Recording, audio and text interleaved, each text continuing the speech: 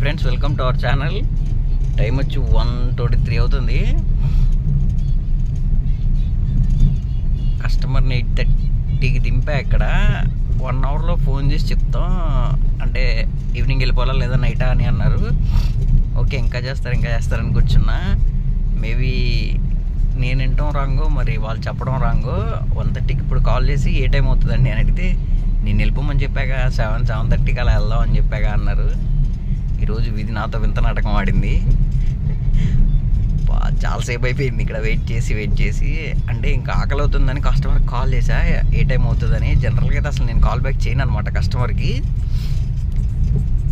ఈ లోపు అసలు డ్యూటీ అని చెప్పి గుంటూరు ఒకటి పడింది, విజయవాడ ఒకటి పడింది. ఓకే, మళ్ళీ అటు వెళ్తే టైం సరిపోదు, కస్టమర్ వచ్చేస్తారేమో అని చెప్పి నేను వెళ్ళకుండా ఇక్కడే కూర్చున్నా.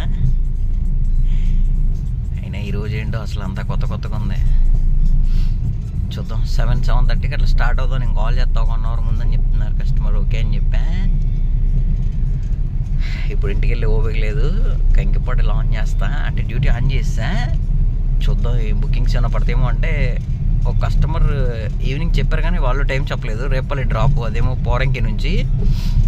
మేబీ ఆ కస్టమర్ కాల్ చేసినా దింపొచ్చేయచ్చు, చూడాలి. ఫస్ట్ అయితే ఏదైనా తినాలి, ఫుల్ ఆకలి అవుతుంది. నిన్న కూడా ఏం తినలేదు. తిన్న తర్వాత క్లారిటీకి వస్తా. ఒక్కొక్కసారి ఇలా ఈ ఫీల్డ్లో ఇలాంటి సిచ్యువేషన్స్ ఎదురవుతూ ఉంటాయి అన్నమాట. ఎక్కడ తప్పు జరిగిందో తెలీదు.